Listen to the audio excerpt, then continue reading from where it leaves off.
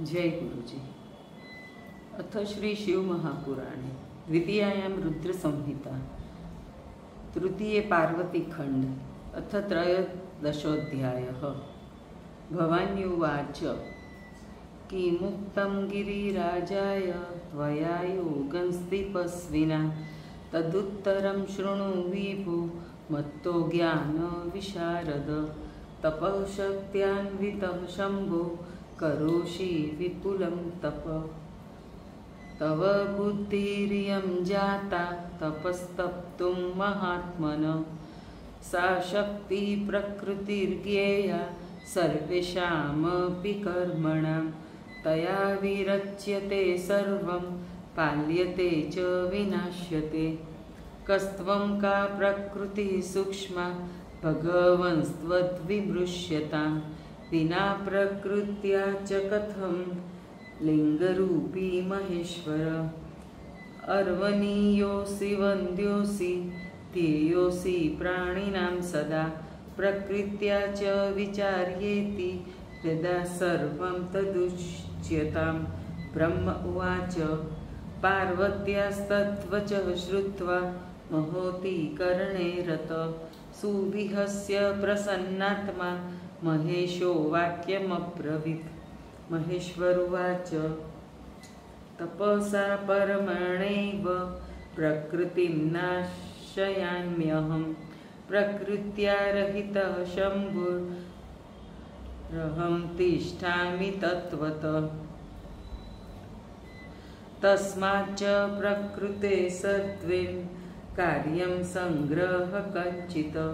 स्थातव्यं निर्विकारेश्च लोकाचार विवर्जिते। ब्रह्म उवाच इत्युक्त्वा शम्भुना तात लौकिकव्यवहारत। सुविहस्य यदा काली जगाद मधुरं वच। काली उवाच यद्वुक्तं भवता योगिन् वचनं शङ्कर प्रभो। सा च किं प्रकृतिर्न स्यादस्तिस्तस्तां भवान् कथम्। एतद्विचार्य वक्तव्यं तत्त्वतो हि यथा तथं। प्रकृत्या सर्वमेतच्च बद्धमस्ति निरन्तरं। तस्मात् त्वया न वक्त्यं न कार्यं किञ्चिदेव हि। वचनं रचनं सर्वं प्राकृतं विद्विचेतसा। यश्रुशृणि यदश्नासि यत्पश्यसि करोषि यत् तत्सर्वं प्रकृते कार्यं मिथ्यावादो निरर्थक। प्रकृते परमश्चेत्त्वं किमर्थं तप्यसे तप।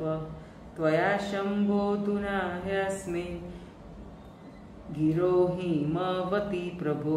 प्रकृत्या गीतितोऽसि त्वं न जानासि निजं हर।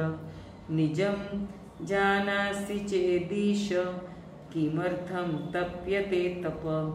वाग्वादेन च किं कार्यं मम योगिस्त्वया सह। प्रत्यक्षेऽनुमानस्य न प्रमाणं विदुर्बुधा। इन्द्रियाणां गोचरत्वं यावद्भवति देहिनां तावत् सर्वं विमनन्तव्यं प्राकृतं ज्ञानिभिर्धिया। किं बहुक्तेन योगीशि शृणु मद्वचनं परं। सा चाहं पुरुषोऽसि त्वं सत्यं सत्यं न संशय। मदनुग्रहतस्त्वं हि सगुणरूपवान् मत। मां विना त्वं निरीहोऽसि न किञ्चित् कर्तुमर्हसि। पराधीन सदा त्वं हि नानाकर्म करोवसि। निर्विकारी कथं त्वं हि न लिप्तश्च मया कथं। प्रकृते परमोऽसि त्वं यदि सत्यं वचस्तव। तर्हि त्वया न वेत्तव्यं समीपे मम शङ्कर। ब्रह्म उवाच इत्याकर्णवचस्तस्या साङ्ख्यशास्त्रोदितं शिव वेदान्तमतसंस्थो हि वाक्यमुचे शिवां प्रति। श्रीशिव उवाच इत्येवं त्वं यदि ब्रूणे गिरिणे साङ्ख्यधारिणि प्रत्यहं कुरु मे सेवाम् अमनीषि त्वां सुभाषिणि। यद्यहं ब्रह्मनिर्लोक्तं मायया परमेश्वर वेदान्तवेद्यो मायेशस्त्वं करिष्यसि किं तदा। ब्रह्म उवाच इत्येवमुक्त्वा गिरिजां वाक्यमुचे गिरिं प्रभु। भक्तानुरञ्जनकरो भक्तानुग्रहकारक।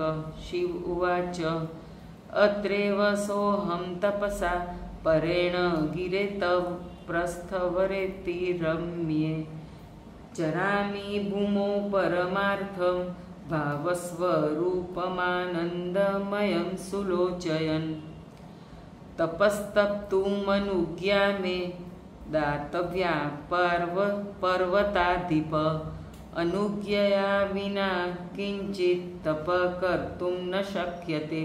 ब्रह्म उवाच एतच्छ्रुत्वा वचस्तस्य देवदेवस्य शूलिन प्रणम्य हिमवाशम्भुर्मिदं वचनमब्रवीत। हिमवानुवाच त्वदीयं हि जगत्सर्वं सदेवासुरमानुषं किमप्यहं महादेव तुच्छो भूत्वा वदामि ते। ब्रह्म उवाच एवमुक्तो हिमवता शङ्करो लोकशङ्कर विहस्य गिरिराजं तं प्राहयाहीति सादरं। शङ्करेणाप्यनुज्ञात स्वगृहं हिमवान्ययो सार्ध्वं गिरिजया वै स प्रत्यहं दर्शने स्थित। पित्रा विनापि सा काली सखीभ्यां सह नित्यश जगाम शङ्कराप्याशं सेवाये भक्तितत्परा। निशिषेदनतां कोऽपि गणो नन्दीश्वरादिक महेशशासनात्तात तच्छासनकर शुचि। साङ्ख्यवेदान्तमतय शिवयो शिवद सदा संवाद सुखकुच्चोक्तो भिन्नयो सुविचारत। गिरिराज्यवचनात्तनया गिरिराजस्य वचनात्तनयां तस्य शङ्कर पार्श्वे समीपे जग्राह गौरवादपि गोपर। उवाचेदं वचः काले सखीभ्यां सह गोपति नित्यं मा सेवतां यातु निर्भीतात् यत्र तिष्ठतु। एवमुक्त्वा तु तां देवीं सेवये जगृहे हर। निर्विकारो महयोगी नानालीलाकर प्रभु इदमेव महद्वैर्यं धीराणां सुतपस्विनां विघ्नवन्त्यपि सम्प्राप्य यद्विघ्नैर्विहन्यते। ततः स्वपुरमायातो गिरिराटपरिचारके मुमोदातीव मनसि सप्रिय स मुनीश्वर। हरश्च ध्यानयोगेन परत्मानमादरात् निर्विघ्नेन स्वमनसा चिन्तयितुं स्थित। काली सखीभ्यां सहिता प्रत्यहं चन्द्रशेखरं सेवमाना महादेवं गमनागमने स्थिता। प्रक्षाल्य चरणौ शम्भो पपौ तच्चरणोदकं बहिशौचेन वस्त्रेण चक्रे तद्वस्त्रमार्जनं षोडशेनोपचारेण सम्पूज्य विधिवद्वरं पुनः पुनः सुप्रणम्य ययो नित्यं पितृगृहम्। एवं संसेवमानायं शङ्करं ध्यानतत्परं यतीयाय महान् काल शिवाय मुनिसत्तम कदाचित् सहिता कालीं सखीभ्यां शङ्कराश्रमे वितेने सुन्दरं गानं सुतालं स्मरवर्ध्वनं कदाचित् कुशपुष्पाणि समीधं नयति स्वयं सखीभ्यां स्थानसंस्कारं कुर्वती न्यवसत्तदा तदा चिन्नीयता गेहे स्थिता चन्द्रभृतो वृषं वीक्षन्ति विस्मयामास सकामा चन्द्रशेखरं ततस्तप्तेन भूतेशस्तां निस्सङ्ग्रां परिस्थितां सोचिन्तयत्तदा वीक्ष्य भूतदेहे स्थितेति च नाग्रहीद्वीरिशकालीं भार्यार्थे निकटे स्थितां महालावण्यनिचयां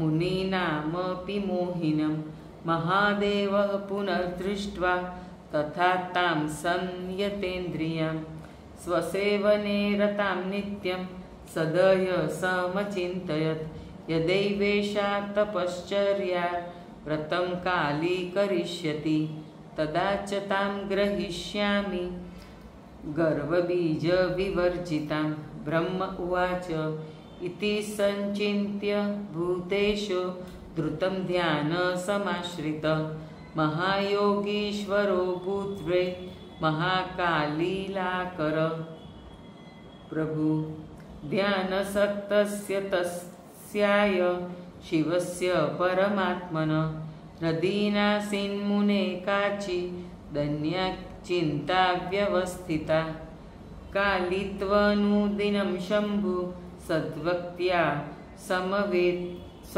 समसेवत विचिन्तयन्ति सततं तस्य रूपं महात्मनं हिरोध्यानपरकालीं नित्यं प्रेक्षत सुस्थितां विस्मृत्य पूर्वचिन्तान्ता पश्यन्नपि न पश्यति एतस्मिन्नन्तरे देवा शक्राद्या मुनयच्यते ब्रह्माज्ञया स्मरं तत्र प्रेषयामासुरादरात् तेन कारयितुं योगं काल्या रुद्रेण कामत महावीर्येण सुरेण तारकेण प्रपीडिता गत्वा तत्र स्मर सर्वं उपायमकरोन्निजं